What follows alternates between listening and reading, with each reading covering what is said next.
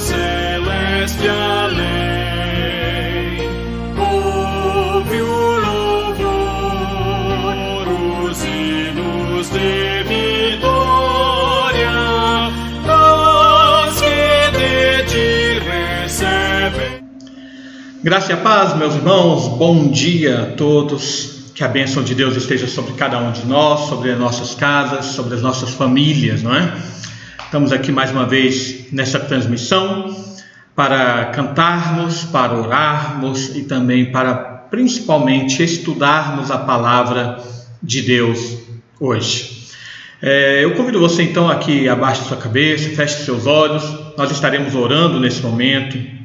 Incluiremos nas nossas orações os nossos irmãos que estão doentes, os nossos irmãos que estão aí enfermos, aqueles que estão passando por dificuldades e toda sorte aí de necessidades, né? Para que Deus venha a cada um e venha sobre todo o seu povo. Oremos ao Senhor nesse momento. Pai amado, mais uma vez nos colocamos diante de Ti. Agradecemos por esse dia, ó Pai, por Tua obra em nossa vida, pelo Teu amor para conosco, pelo Teu favor, Senhor, em nossa vida. Te agradecemos, ó Pai, porque Tu és santo, santo e santo. E nós, sendo, Senhor, miseravelmente pecadores, Tua graça nos alcançou e Tu, Senhor, fizeste habitar em nós o Teu Espírito para derramar sobre, Senhor, a nossa vida, Tuas ricas bênçãos espirituais. Então, Senhor, nesse momento que nós pedimos, Senhor, que as Tuas bênçãos alcancem os nossos irmãos, aqueles que estão enfermos, estão doentes, aqueles que estão contaminados, Senhor, por esse Covid, que a Tua graça venha sustentá-los, venha restaurá-los, venha trazer sobre eles a plena saúde, a fim de que juntos nós possamos novamente, ó Pai, adorar o Teu nome e buscar mais e mais a Tua face, engrandecendo e agradecendo pelo que Tu fizeste, Senhor, e tem feito em nossa vida. Pedimos pelos nossos irmãos, ó Pai, que estão passando pelas mais diversas dificuldades, aqueles que estão precisando de sabedoria em algumas decisões, aqueles que estão precisando, ó Pai, da Tua graça, libertando-os de situações que estão enroladas e complicadas. Pedimos ao Pai a ação do Teu Espírito Santo em favor do Teu povo, trazendo, Senhor, as Tuas ricas misericórdias sobre a vida de cada um de todas as formas. Pedimos pelo Teu povo espalhado pela face da terra, pelos missionários e por aqueles, ó Pai, que estão sendo perseguidos por causa da Tua justiça, que estão sendo perseguidos, ó Pai, por causa do nome do Teu Filho Jesus. Que a Tua graça também venha sustentá-los na fé, para que vejam a rica esperança que está guardada e preparada e jamais se abalem, jamais se deixem esmorecer.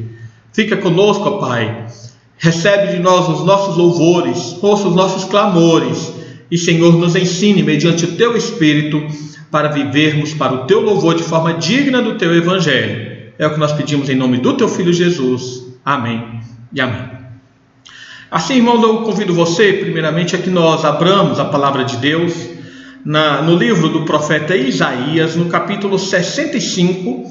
Nós leremos do versículo 17 ao versículo 25. Isaías, capítulo 65, versículos 17 ao versículo 25. Nos dizem assim: Pois eis que eu crio novos céus e nova terra, e não haverá lembrança das coisas passadas, jamais haverá memória delas. Mas vós folgareis e exultareis perpetuamente no que eu crio, porque eis que crio para Jerusalém alegria e para o seu povo regozijo. E exultarei por causa de Jerusalém e me alegrarei no meu povo, e nunca mais se ouvirá nela nem voz de choro nem de clamor. Não haverá mais nela criança para viver poucos dias, nem velho que não cumpra os seus, porque morrer aos 100 anos é morrer ainda jovem, e quem pecar só aos 100 anos será amaldiçoado. Eles edificarão casas e nelas habitarão, plantarão vinhas e comerão do seu fruto. Não edificarão para que outros habitem, não plantarão para que outros comam, porque a longevidade do meu povo será como a da árvore, e os meus eleitos desfrutarão de todas as suas obras das suas mãos. Não trabalharão debalde, nem terão filhos para a calamidade, porque são a posteridade bendita do Senhor, e os seus filhos estarão com eles. E será que antes que clamem, eu responderei. Estando eles ainda falando, eu os ouvirei. O lobo e o cordeiro pastarão juntos, e o leão comerá palha com o boi. Pó será a comida da serpente. Não se fará mal nem dano algum em todo o meu santo monte, diz o Senhor. Amém. É o texto de Isaías que fala a respeito da restauração do povo e da bendita esperança, do reino messiânico que todos nós aguardamos. E como esperamos ver todas essas coisas se cumprirem, Bom, nesse momento vamos cantar então o hino número 10 do nosso cenário, novo cântico, a criação e o seu Criador. A criação e o seu Criador. Cantemos ao Senhor.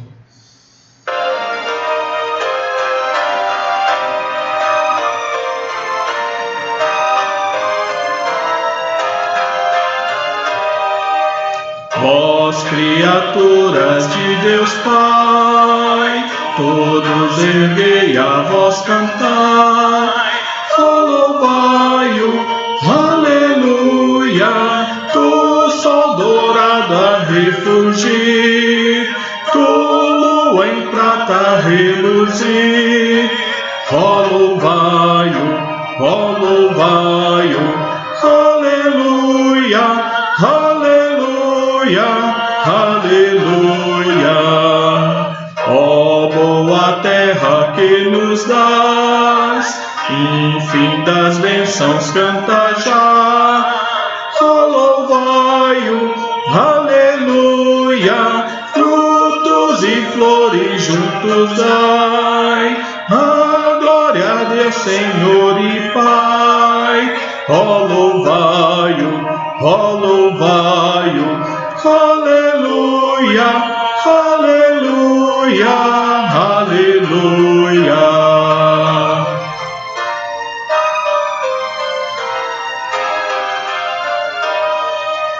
Vós, homens sábios e de bem, a todos proclamai também. Louvai-o, aleluia, louvor ao Filho, glória ao Pai, e ao Santo Espírito louvai. Louvai-o, aleluia, aleluia, aleluia.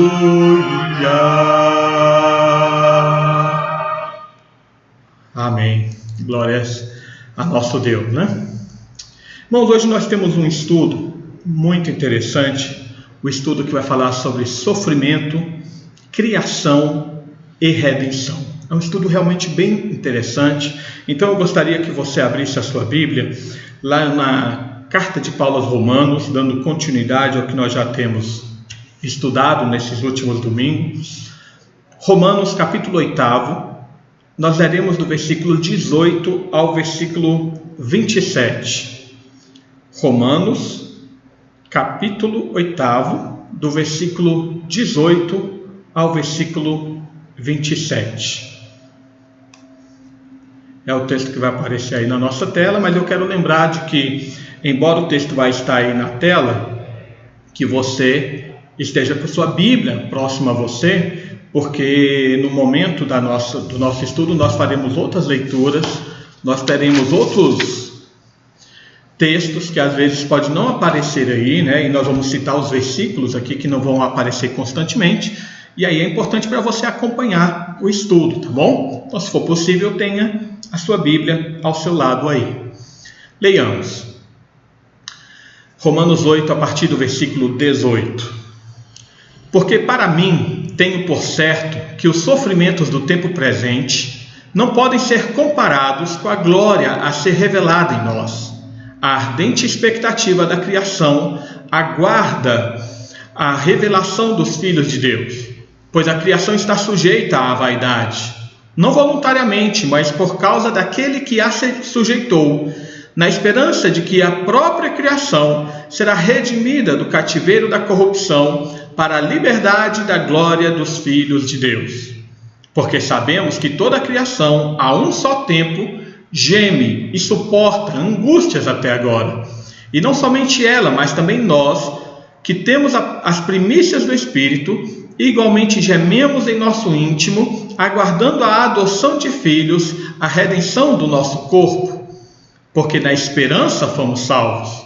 Ora, esperança que se vê não é esperança, pois o que alguém vê, como espera? Mas se esperamos o que não vemos, com paciência o aguardamos. Também o Espírito, semelhantemente, nos assiste em nossa fraqueza, porque não sabemos orar como convém. Mas o mesmo Espírito intercede por nós sobremaneira, com gemidos inexprimíveis. E aquele que sonda os corações sabe qual é a mente do Espírito, porque segundo a vontade de Deus é que ele intercede pelos santos. Amém. Texto maravilhoso aí de Romanos, no capítulo 8. É um texto que tem muito a nos falar nessa manhã, tem muito a nos falar nesse estudo de hoje. Bom, então, irmãos, nós vamos falar sobre esse tema, como eu mencionei: sofrimento, criação e redenção. E para começar, a gente tem que fazer aquela contextualização para a gente poder entender por que Paulo ele tratou desse assunto, né? Qual é a sequência que fez com que Paulo ele estivesse falando sobre isso. Então vamos lá. Irmãos, a gente tem visto, desde o início aqui do livro de Romanos, Paulo faz então uma explanação da ação salvífica na vida do homem, e desse homem que foi totalmente corrompido pelo pecado, né? No capítulo 1 até o capítulo 3, versículo 21, Paulo ele vai tratar especificamente sobre essa ação do pecado na vida do homem, né? Ele fala dessa necessidade da ação redentiva de Deus, porque todos os homens estão sujeitos à condenação. Uns porque ignoram a existência de Deus, é o que ele fala lá do versículo 18 do capítulo 1 até o versículo 32, e outros porque, apesar de terem conhecimento de Deus, não conseguem viver de acordo com a sua vontade. Aí ele está falando especificamente do povo judeu, que foram os receptáculos, né, dos oráculos divinos, no capítulo 2 até o capítulo 3, versículo 21. Então, diante dessa situação, alguns homens ignoram a existência de Deus e aí eles são deixados, eles são levados pela sua própria concupiscência, pela sua própria corrupção, né? E outros, porque embora tendo tido conhecimento especial de Deus, não conseguiram obedecer, Deus então manifestou a sua justiça aos homens através do seu Filho Jesus Cristo. Ou seja, como os homens não podem ser justificados por obras da lei, que é aquilo que Paulo fala no capítulo 3, versículo 20, ou seja, os homens não podem ser justificados pela obediência à lei. É necessário então que um homem cumpra toda a lei e apazigue a ira de Deus. Lembrando, se foi o homem que pecou, era necessário que fosse um homem para trazer salvação. Então é isso que Paulo vai falar a respeito lá no capítulo 5, né? Dessa situação de dois personagens bíblicos identificados ali como Adão e o próprio Senhor Jesus, né? Um através de quem entrou o pecado e o outro através do qual nós temos a redenção e a justificação. No início do capítulo 5 nós vemos sobre os benefícios da justificação, e também aqui no capítulo 6, capítulo 7, a gente falou sobre essa realidade confusa que a gente vive. Aí nós estamos tratando especificamente daqueles que são salvos, né? Ou seja, que realidade confusa é essa? É o fato de que fomos justificados, mas ainda cometemos pecados. Nós fomos salvos, mas ainda tem dentro de nós essa habitação do velho homem, do homem pecaminoso que nos faz pecar contra a lei de Deus e contra a vontade de Deus, né? Nós fomos libertos dessa escravidão, fomos libertos da culpa do pecado, mas ainda temos alguma influência dele dentro de nós, como nos mostra lá Gálatas capítulo 5, né? Paulo falando de que o espírito milita contra a carne e a carne contra o milito, porque são opostos entre si, né? Mas então, tendo a certeza de que, apesar de que ainda cometemos pecado por tropeço, temos a segurança da salvação. Romanos capítulo 8, de 1 a 17, que a gente estudou na semana passada, vai nos falar sobre isso, né? E nenhuma condenação há para os que estão em Cristo Jesus, né? Porém, por meio dessa libertação operada pelo Espírito Santo na nossa vida, nós somos feitos filhos de Deus. E são essas duas características da nossa união com Cristo que nos dá a segurança da salvação. O Espírito Santo nos libertou e Ele também nos adotou. Ele testemunha com o nosso espírito que nós somos filhos de Deus. Isso nos dá a segurança da salvação, embora nós ainda pequemos, né? Então Paulo agora, nos nossos versículos, ele vai dar continuidade a essa explanação a respeito do pecado e da justificação, para falar de como toda a criação está envolvida nessa redenção. Não apenas nós seres humanos, mas também toda a criação está envolvida na salvação por meio do Senhor Jesus Cristo. Então, irmão, nós vamos ver como é que a redenção ela afeta nosso sofrimento atual, bem como também ela afeta a criação, né? Vocês vão perceber que logo no versículo 18, Paulo já fala sobre essa questão do sofrimento. Ele fala: porque para mim tenho por certo que os sofrimentos do tempo presente não hão de se comparar com a glória que haverá de ser revelada em nós, né? Não podem ser comparados com a glória que haverá de ser revelada em nós. Então, irmãos, Paulo nos diz aí, nos versículos 18 a 25, principalmente, até o 30 que a gente vai estudar, até o 27, na verdade, né? Nós vamos estudar, mas ele vai falar que os sofrimentos que nós passamos nesses momentos, nessa vida que nós ainda vivemos aqui, ainda em corrupção, não se comparam com a glória do futuro, com a glória que nós esperamos. E aí é interessante porque no versículo 17, ele inclui a criação nesse aspecto, nessa situação de sofrimento. Olha o versículo 19. A ardente expectativa da criação aguarda a revelação dos filhos de Deus. Mas a gente vai dedicar uma parte da criação à segunda parte desse estudo, tá? Primeiramente nós vamos falar sobre essa questão do sofrimento. Então, irmãos, primeiramente é preciso que a gente estabeleça que tipo de sofrimento é esse que Paulo está falando no versículo 18. Tenho por certo que os sofrimentos do tempo presente não podem ser comparados com a glória que haverá de ser revelada em nós. Que tipo de sofrimento Paulo está se referindo? E aqui, irmãos, é muito importante a gente observar o contexto que Paulo está tratando, né? Veja que desde o início do pecado, só lembrando que a gente acabou de fazer a contextualização, desde o início da carta, Paulo está falando sobre a consequência do pecado na vida humana. Assim, o pecado, ele separou o homem de Deus, de forma a levar esse homem a uma depravação, tanto da mente quanto do corpo. Aquilo que era para ser perfeito na vida humana, foi corrompido pelo pecado, trouxe sofrimento à nossa existência, porque nós não estamos vivendo para aquilo que nós fomos criados, da forma que nós fomos criados. Então esse pecado separou o homem de Deus e fez com que toda a nossa mente, todo o nosso corpo estivesse vivendo uma realidade de depravação, de corrupção. Então a corrupção do pecado também nos faz sofrer, porque ela nos impossibilita, ou impossibilita qualquer pessoa de obedecer os mandamentos de Deus. Isso é o que Paulo mostrou lá no capítulo 2 até o capítulo 3, versículo 20, né? Ou seja, Deus nos criou para louvor da sua glória, para que tudo aquilo que nós fizéssemos pudesse refletir a glória e a majestade de Deus no universo. Assim como o Senhor domina todas as coisas, assim como Ele governa toda a criação, quando Deus criou o homem ali e pôs ele no jardim, no meio do Éden, Ele deu uma ordem para que o homem então cuidasse daquele jardim, para que ele governasse aquela terra, e era para refletir o mesmo governo que Deus tem sobre o universo.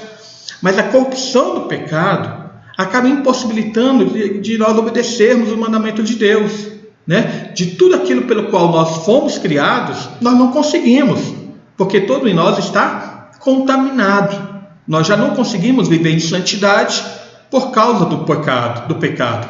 E isso também faz com que nós soframos por não conseguirmos alcançar o propósito daquilo que Deus nos criou.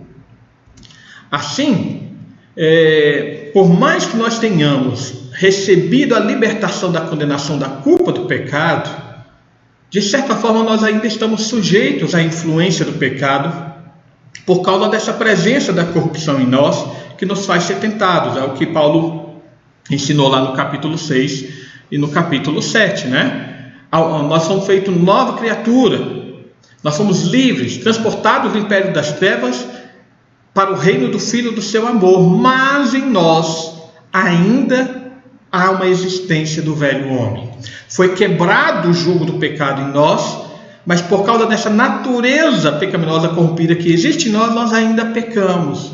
E isso também faz principalmente que os servos de Deus sofram, porque a nossa mente deseja uma coisa, deseja obedecer a Deus, mas a nossa carne nos faz cair em tentação, nos faz cair em desagrado da vontade de Deus. Então veja que é fácil compreender que a realidade da existência da natureza pecaminosa ainda em nós, habitando em nós, faz com que os crentes tenham um certo tipo de sofrimento, porque, como eu falei, o desejo da nossa mente, o desejo desse homem renovado é o desejo da santificação, mas ele jamais será alcançado nessa vida. Olha aquilo que Paulo fala lá no capítulo 7, versículo 22 a 24. Porque no tocante ao homem interior, tenho prazer na lei de Deus, mas vejo nos meus membros outra lei que, guerreando contra a lei da minha mente, me faz prisioneiro da lei do pecado que está nos meus membros. Desventurado homem que sou, que me livrará do corpo dessa morte, né? E é essa expressão final que Paulo coloca. Que coisa! Eu quero ser santo, eu quero viver em santidade, mas meu corpo, minha carne, essa natureza pecaminosa ainda me faz pecar. O que é que vai me livrar dessa situação, né? Depois ele fala, graças ao Senhor Cristo Jesus e tal coisa.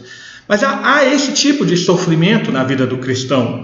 Um desejo pela santificação, mas os pecados que ele comete o faz chorar, por causa que ele não consegue obedecer de forma plena e perfeita à lei de Deus. Então esse é um tipo de sofrimento que Paulo está falando, o sofrimento que o pecado traz à nossa vida. Mas também Paulo está falando de outros tipos de sofrimento.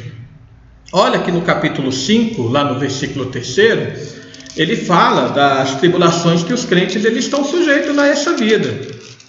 Ele diz, e não somente isto, mas também nos gloriamos nas próprias tribulações, sabendo que a tribulação produz perseverança, né? Então Paulo ele está falando tanto do pecado que traz o sofrimento, mas ele também está falando de alguns sofrimentos que ocorrem em nós pelas situações dessa vida, né? E se a gente observar o versículo 17, que é o versículo anterior ao nosso texto, ele acabou de falar da nossa união no sofrimento com Cristo. Olha o versículo 17 do capítulo 8.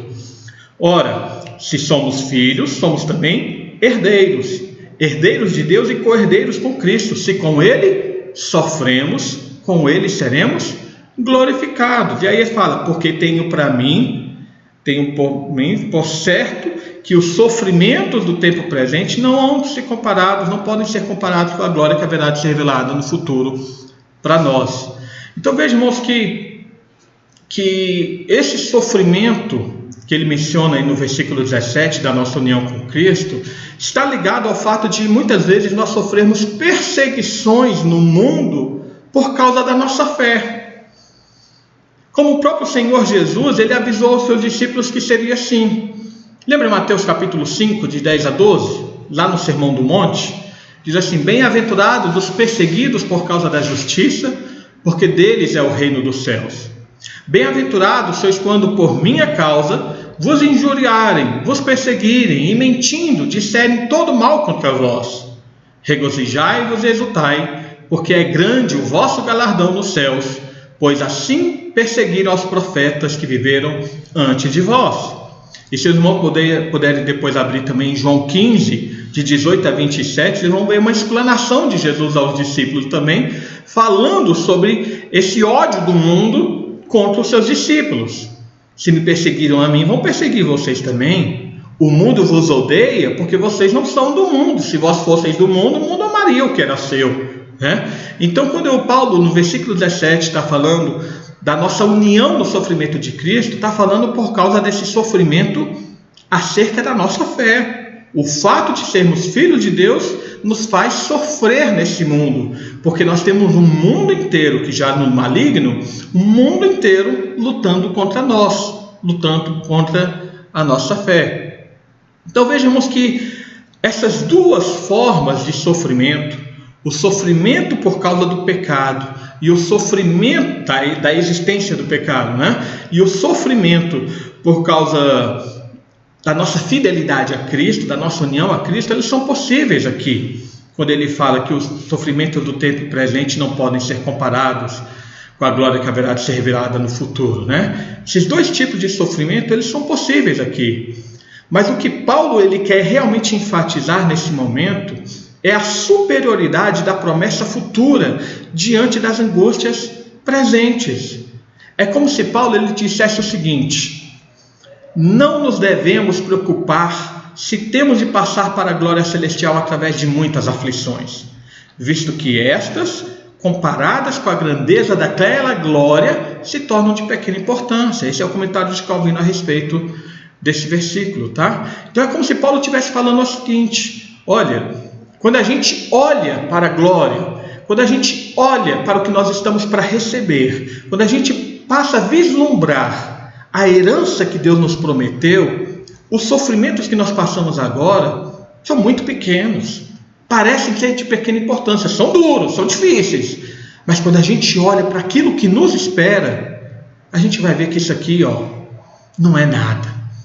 Sabe aquela ilustração que muitas vezes Jesus conta, e os apóstolos também, a respeito das dores do parto, né? Ou seja, a mulher, quando está dentro de dor de parto, é uma dor terrível, é uma dor realmente difícil. Mas depois que passa aquele momento, que o filho nasce, ela vê o resultado das suas dores, e embora logicamente ela lembre do sofrimento, ela lembre de como foi a dor, mas parece que a dor foi de pouca importância diante do resultado. É isso que Paulo está falando aqui. Então, irmãos, há um gemido no nosso íntimo por esse dia tão esperado. É o que Paulo vai falar no versículo 23, olha aí na sua Bíblia. Versículo 23. E não somente ela, mas também nós, que temos as primícias do Espírito, igualmente gememos em nosso íntimo, aguardando a adoção de filhos, a redenção do nosso corpo. Então Paulo está falando que existe um gemido dentro de nós, dentro do nosso espírito, por esse dia tão esperado. Qual é o crente que, vivendo nesse mundo tão corrupto, tão cheio de misérias, tão cheio de injustiça, tão cheio de corrupção, tão cheio de maldade, qual é o crente que não deseja: Senhor, venha logo, Maranata, ora vem Senhor Jesus, é isso? Nós gememos, tomara que esse dia chegue logo, tomara que acabe esse sofrimento na nossa vida, tomara que acabe esse sofrimento por causa do pecado, tomara que acabe esse sofrimento por causa das injustiças, né? O dia da redenção do nosso corpo, o dia que vai acabar todo esse sofrimento por causa das angústias, das doenças, das perseguições. E aí Paulo fala, né? Nós que temos as primícias do Espírito. Esse sentido aqui, irmão, significa que nós que já temos essa habitação do Espírito, nós que já recebemos essas bênçãos iniciais da presença do Espírito Santo em nós gememos. Veja que Paulo ele fala um pouquinho mais disso lá em 1 Coríntios, no capítulo 15, versículo 42 até o versículo 44. Olha o que ele diz ali: pois assim também é a ressurreição dos mortos. Semeia-se o corpo na corrupção, ressuscita na incorrupção. Semeia-se em desonra, ressuscita em glória. Semeia-se em fraqueza, ressuscita em poder. Semeia-se corpo natural, ressuscita corpo espiritual. Se há corpo natural, há também corpo espiritual. Então, o dia que Paulo está falando que nós gememos no nosso íntimo é esse dia, o dia da nossa ressurreição, o dia da nossa glorificação, o dia da nossa transformação. Esse corpo corrupto, tanto física quanto espiritualmente, ele vai ser revestido de incorruptibilidade. Se você puder aí abrir a sua Bíblia novamente aí em 1 Coríntios, no capítulo 15, olha o versículo 53 e versículo 54. 1 Coríntios 15, 53 e 54. Paulo diz assim: é necessário que este corpo corruptível se revista da incorruptibilidade e que o corpo mortal se revista da imortabilidade. E quando este corpo corruptível se revestir da incorruptibilidade e o que é mortal se revestir da imortalidade, então se cumprirá a palavra que está escrita: tragada foi a morte pela vitória. É disso que Paulo está falando. Há um anseio dentro de nós por esse dia, o dia da redenção do nosso corpo, o dia da redenção plena do nosso espírito, o dia em que tudo aquilo que é corrupto dentro de nós, por causa dessa existência do pecado, vai se revestir da incorruptibilidade. Nós não sofreremos mais com a doença, nós não sofreremos mais com essa velha natureza pecaminosa que habita dentro de nós, porque nós seremos plenamente santos e nosso corpo será plenamente incorruptível. Nós não choraremos mais por causa das mortes, de enfermidades e de acidentes. É disso que Paulo está falando. Há um gemido no nosso espírito por aquele dia em que os sofrimentos não farão mais parte da nossa existência.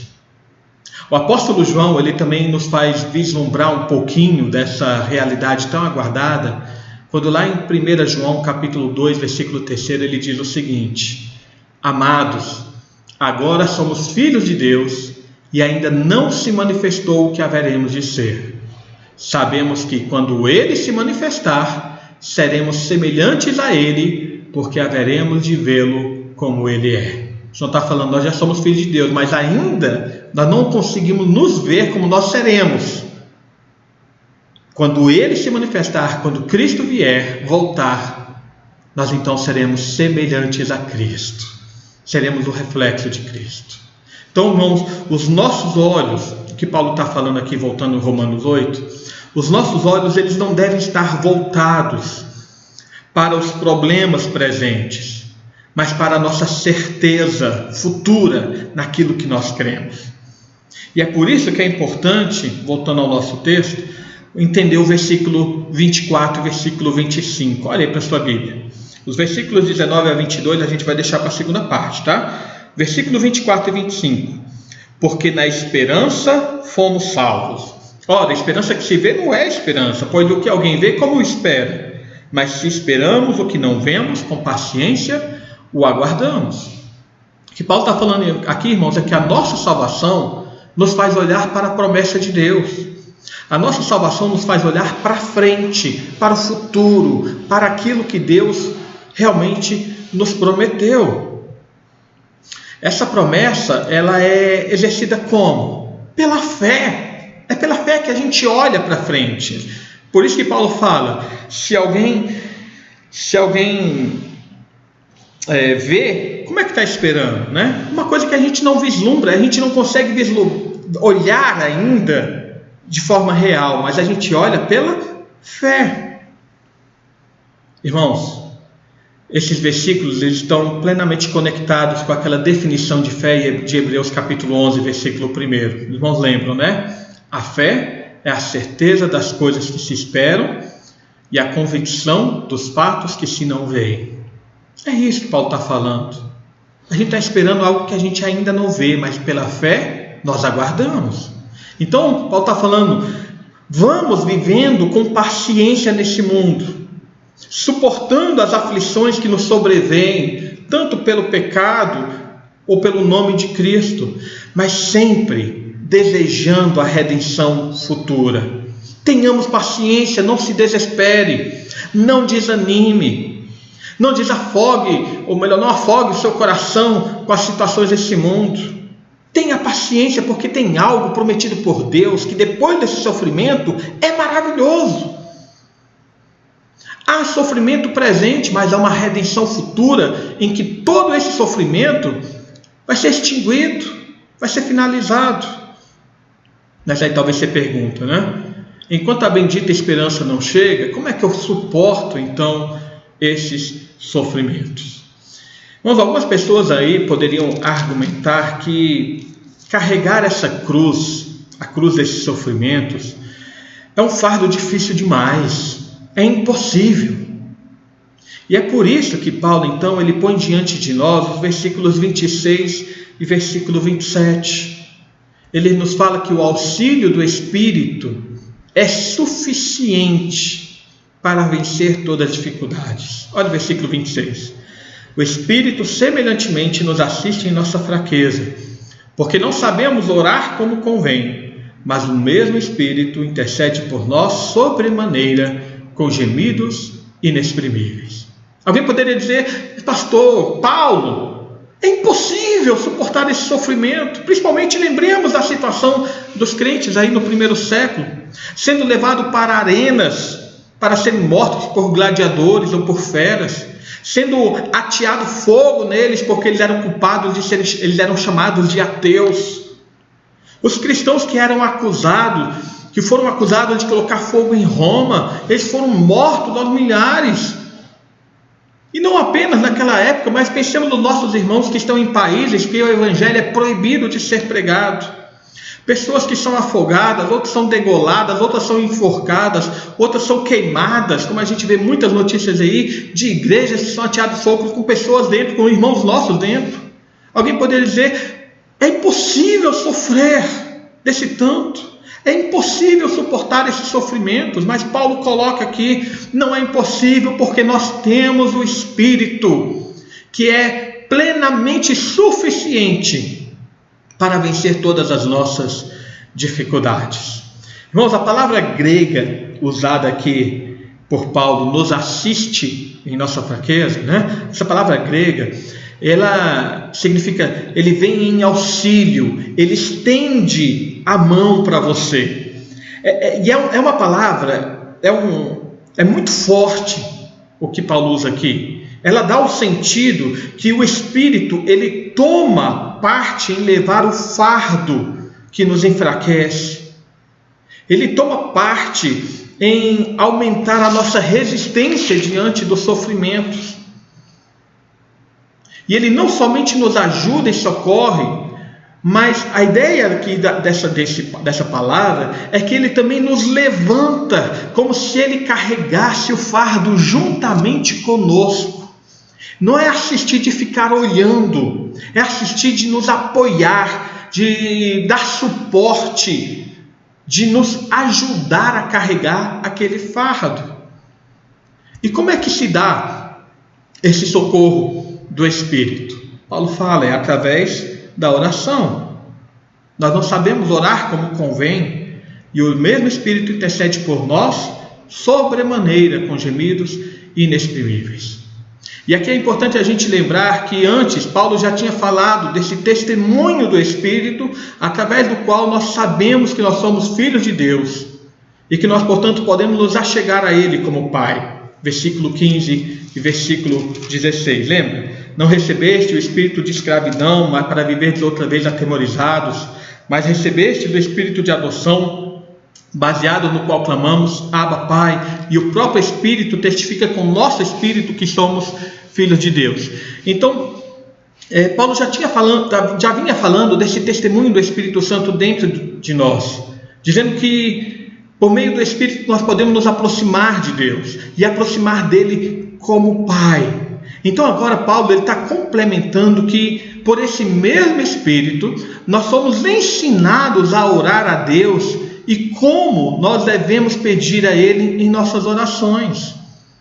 Esses gemidos e a intercessão do Espírito que Paulo fala aqui no final do versículo 26 é a forma que ele inspira o nosso coração à forma adequada de nos achegar ao Pai em oração.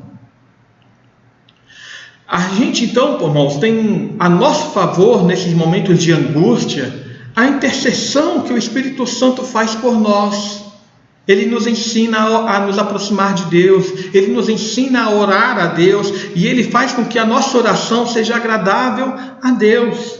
Por isso que no versículo 27 ele fala: é aquele que sonda os corações, sabe qual é a mente do Espírito, porque é segundo a vontade de Deus que ele intercede pelos santos. O que Paulo está ensinando aqui, irmãos, é que as nossas orações conduzidas dessa forma, ou seja, pela ação do Espírito Santo em nós, nos dão a certeza de que o Pai recebe essas orações e de que o Pai também agrada dessas orações. Por quê? Porque elas estão conforme a sua vontade. O Espírito Santo faz essa mediação, ele nos ensina a orar. Ele faz com que as nossas orações sejam orações conforme a vontade do Pai e, portanto, não há jeito de o Pai recusar as nossas orações. O Pai se agrada das nossas orações. Então, irmãos, o que nós temos que entender aqui é que no início de cada oração que fazemos, nós devemos pedir que o Senhor, ele regule, ele direcione as nossas orações sempre de acordo com a sua vontade. Nós não sabemos orar como convém, mas nós temos um Espírito dentro de nós que sabe como o Pai se agrada das orações. E é Ele, portanto, que nos ensina a orar de forma certa. Então nós temos que, no início de cada oração, pedir: Senhor, direciona a minha oração, para que minha oração seja conforme a sua vontade. Então, quando falamos aqui, irmãos, de sofrimento e redenção, é disso que Paulo está falando. Nós passamos por angústia nessa vida. Angústias porque não conseguimos obedecer à vontade de Deus por causa do pecado que ainda há em nós. E angústias por causa das tribulações e sofrimentos que nós passamos por causa do nome de Cristo.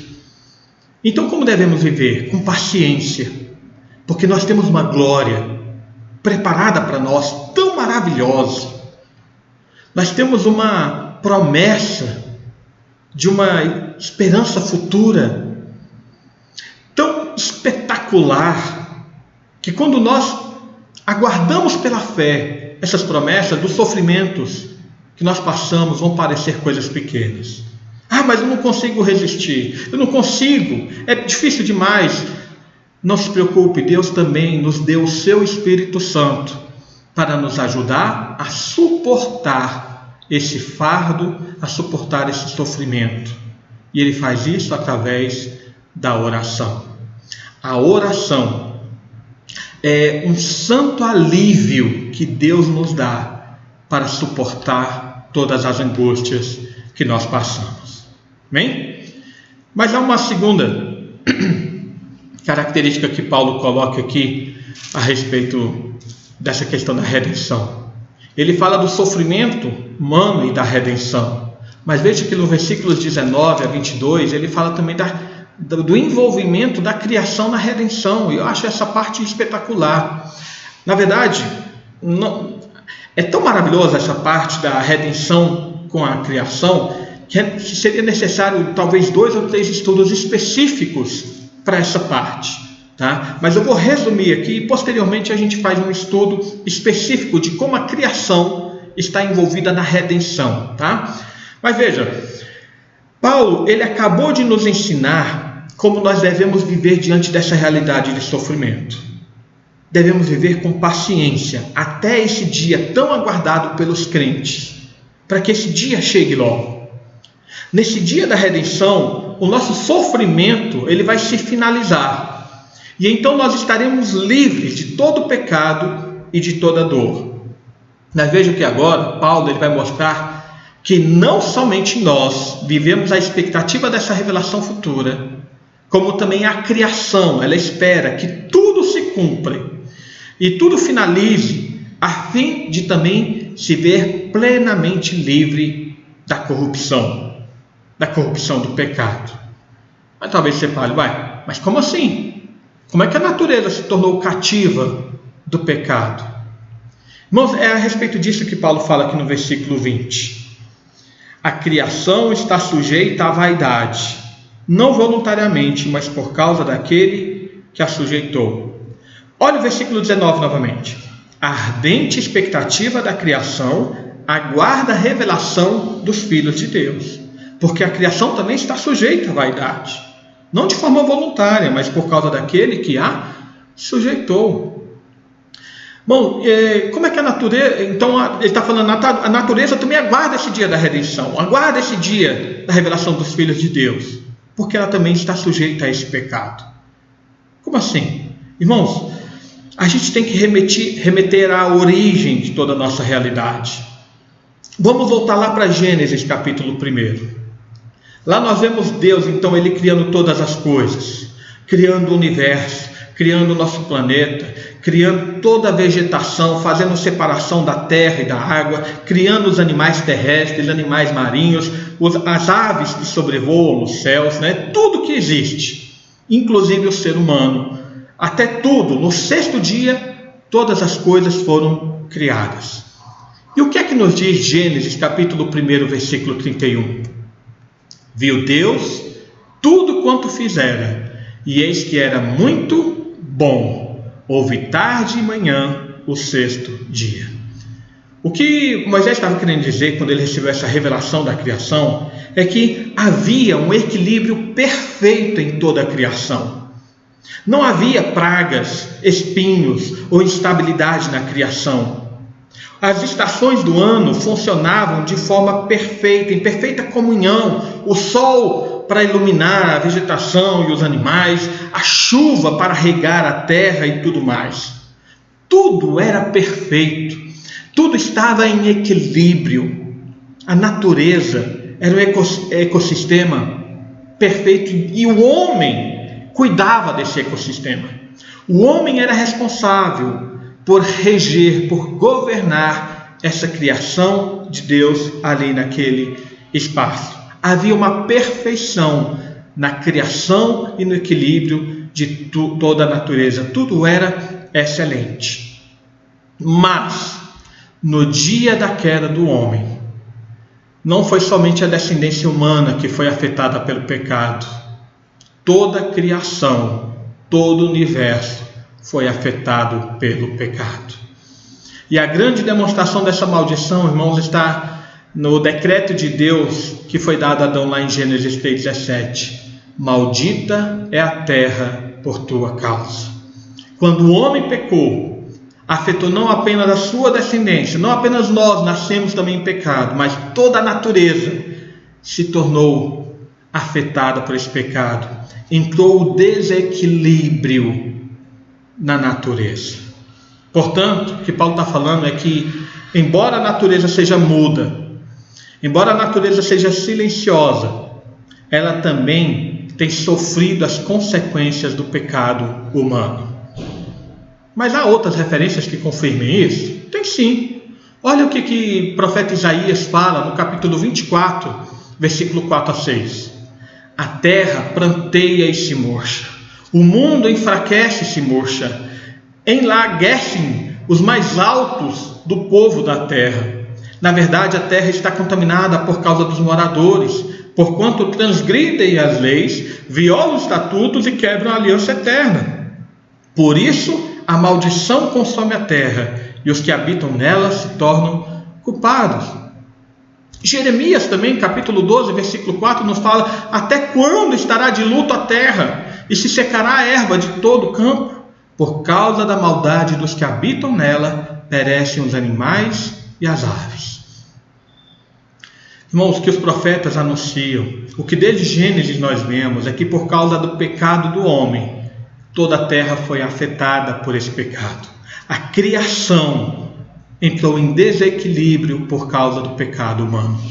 Então, quando às vezes as pessoas falam assim: não, se o homem deixasse de existir, seria a melhor coisa para a face da terra. Na verdade, não. Não é questão da inexistência do homem. O homem foi dado para governar, cuidar da terra. O problema foi o pecado que afetou o homem. Se o homem simplesmente deixasse de existir, a natureza permaneceria em desequilíbrio. O que a natureza precisa, o que a criação precisa, não é da inexistência do ser humano. O que ela precisa é da redenção do ser humano. É da redenção dos filhos de Deus. Quando o profeta Oséias, ele fala dos pecados dos homens, ele conclui dizendo o seguinte, lá em Oséias 4,3. Por isso a terra está de luto. A terra está de luto por causa dos nossos pecados. Então veja, irmãos, que nas Escrituras há uma íntima conexão do pecado do homem com a consequência na criação, com a consequência na natureza. Veja se não é a mesma coisa que Paulo fala aqui no versículo 22. Olha, porque sabemos que toda a criação, a um só tempo, geme e suporta angústias até agora. Sabe uma coisa que eu acho interessante hoje em dia? É que a gente vê aí alguns filósofos, algumas pessoas, até mesmo cientistas, tentando às vezes justificar o homossexualismo como algo natural. Eles falam para olhar para a natureza, para olhar para certos animais que praticam esse ato de homossexualidade. Mas, irmãos, é claro, a gente tem que dizer que isso se justifica também porque a criação foi corrompida também pelo pecado. A natureza está desequilibrada por causa da maldição. Ela se fez sujeita a essa maldição, então ela está em desequilíbrio. A natureza também não está conseguindo glorificar a Deus como deveria, porque ela foi afetada e contaminada pelo pecado do ser humano. Portanto, irmãos, a palavra de Paulo demonstra que, como vários profetas aí do Antigo Testamento anunciaram, que a redenção final afeta não somente os homens, como também traz a restauração de toda a criação. Isso não é só palavra aqui de Paulo, não. Está desde lá os profetas do Antigo Testamento. Por exemplo, Isaías, quando ele fala do novo céus e nova terra, ele fala a respeito disso. Nós lemos no início aqui da nossa transmissão, Isaías 65, de 17 a 25. Vamos ver essa conexão. Isaías capítulo 51, versículo 16 fala disso. Isaías capítulo 66, 22 vai nos falar disso. Novos céus e nova terra estão em plena conexão com a redenção do povo de Deus. Essa expressão tem que ser entendida como novos céus e nova terra. Essa expressão de novos céus e nova terra tem que ser entendida como um modo bíblico de designar o universo inteiro. Uma outra passagem interessante que a gente tem que observar está lá em Atos capítulo 3, de 19 a 21. Vai aparecer aí na tela. Olha o que Pedro ele fala, tá? Quando ele está fazendo um discurso depois ali da cura do homem coxo. Arrependei-vos, pois, e convertei-vos para serem cancelados os vossos pecados, a fim de que da presença do Senhor venha um tempo de refrigério e que ele envie o Cristo que já vos foi designado, Jesus, ao qual é necessário que o céu receba até aos tempos da restauração de todas as coisas, de que Deus falou por boca dos seus santos profetas desde a antiguidade. O que Pedro está falando aqui é a mesma coisa que Paulo está falando em Romanos, no capítulo 8. O tempo da restauração de todas as coisas. O tempo em que tudo aquilo que foi afetado pelo pecado vai ser restaurado para a glória de Deus. E isso inclui a criação. Portanto, irmãos, a gente tem que compreender que a segunda vinda de Cristo não será apenas um evento fenomenal e importantíssimo apenas para nós como povo de Deus, apenas para a igreja, mas também será um evento maravilhoso para toda a natureza, para todo o universo. Olha o versículo 21. Na esperança de que a própria criação será redimida do cativeiro da corrupção para a liberdade da glória dos filhos de Deus.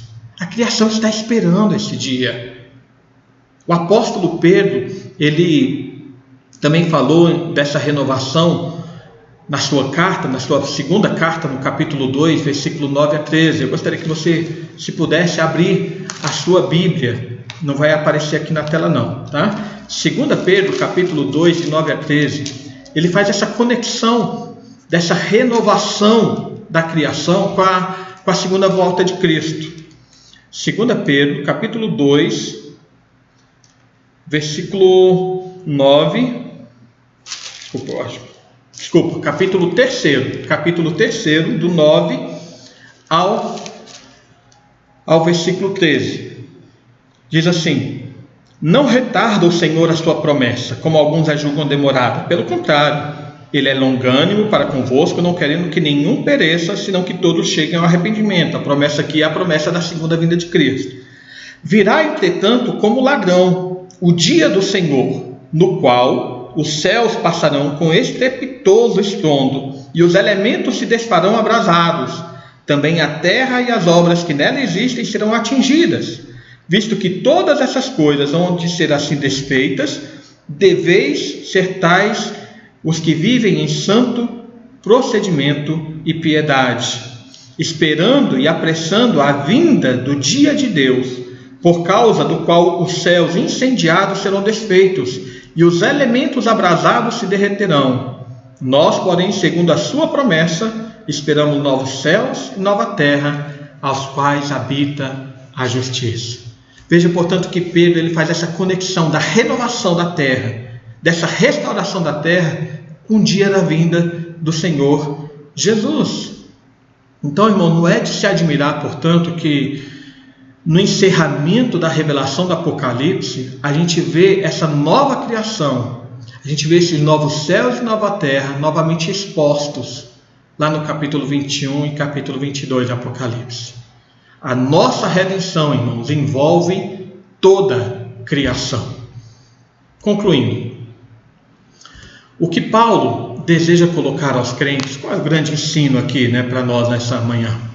O que Paulo ele deseja colocar aos crentes ao mencionar essa situação da criação é que, da mesma forma que a criação ela tem com paciência suportado todo o sofrimento e todas as consequências do pecado até a vinda de Cristo, no qual todas as coisas vão ser restauradas à forma do paraíso, assim nós devemos também, como principais alvos da redenção, suportar com paciência as tribulações.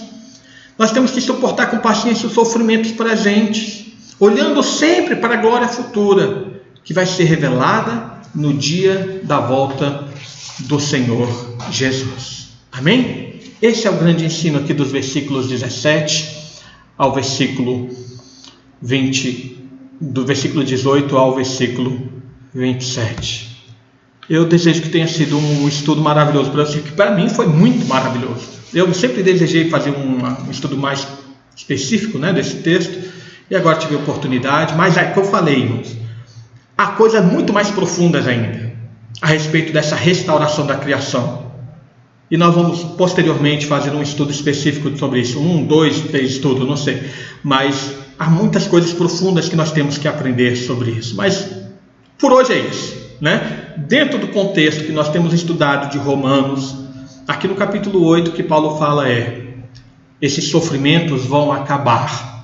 Se a natureza, se a criação de Deus tem suportado com paciência até esse dia em que os filhos de Deus eles vão ser redimidos de forma plena, nós também temos que agir da mesma forma, suportar com paciência. E não somente isso, porque Deus nos deu o seu Espírito Santo, que nos ajuda na nossa fraqueza, Ele nos ajuda na nossa debilidade, Ele nos ajuda nessa incapacidade que muitas vezes nós temos, e Ele nos ajuda através do exercício da oração, tá bom? Que Deus nos abençoe. Vamos cantar agora o hino 198 do nosso inário, hino 198, inário Novo Cântico.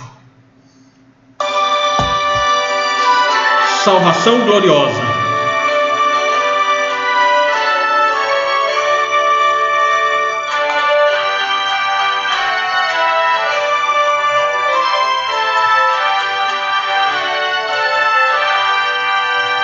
Eis mensagem do Senhor, aleluia, palavras do bom Deus de amor.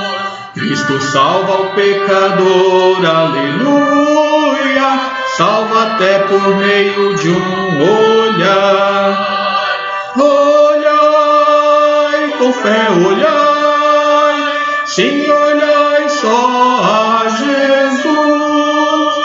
Ele salva o pecador, aleluia, sim, salva quem confiante olhar.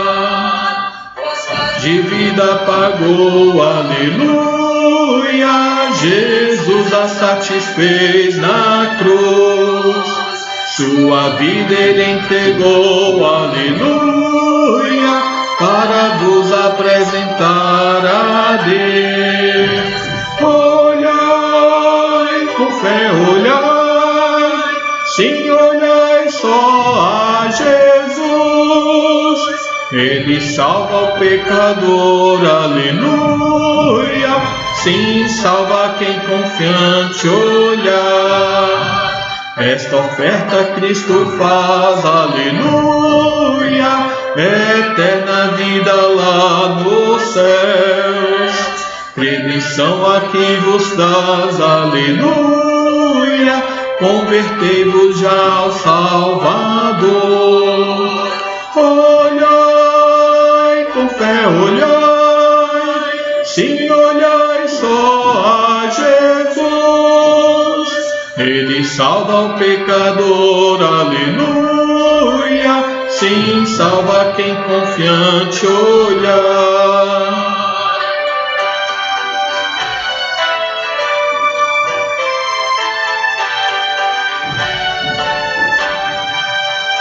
Aceitai a salvação, aleluia, segui os passos do Senhor. Anunciai o seu perdão, aleluia, proclamai a grande redenção. Olhai com fé, olhai, sim, olhai só a Jesus.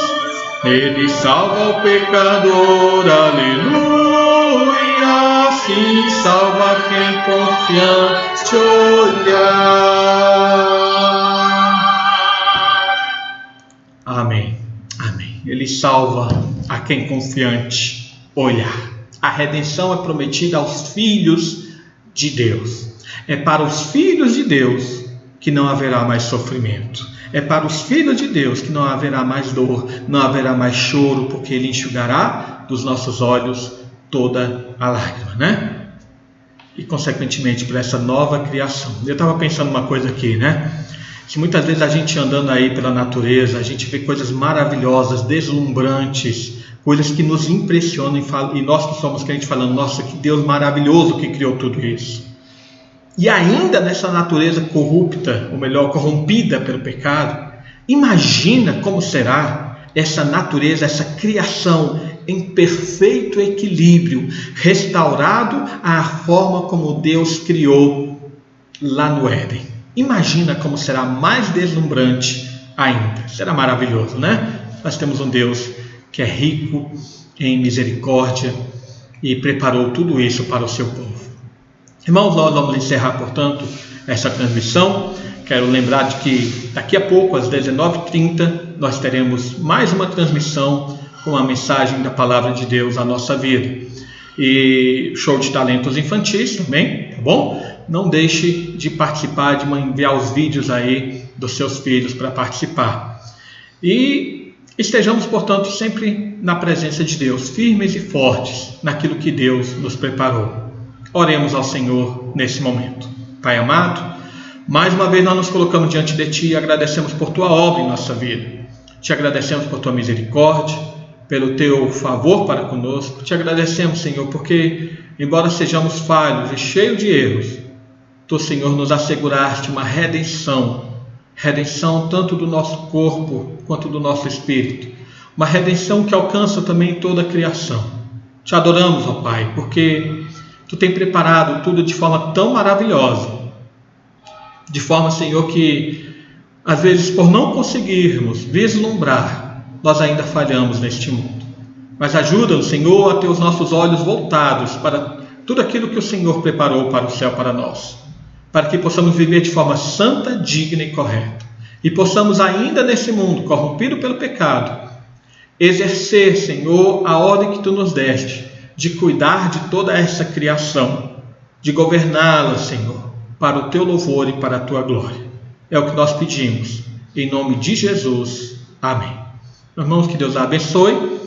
Daqui a pouco, 19h30 da noite, nós temos mais uma transmissão. Não deixe de participar, mais uma maravilhosa mensagem de Deus para a nossa vida, tá bom? Que o Senhor seja sobre cada um de nós, sobre todo o seu povo, fortalecendo nossos corações e restaurando também a nossa vida para o louvor da sua glória. Amém.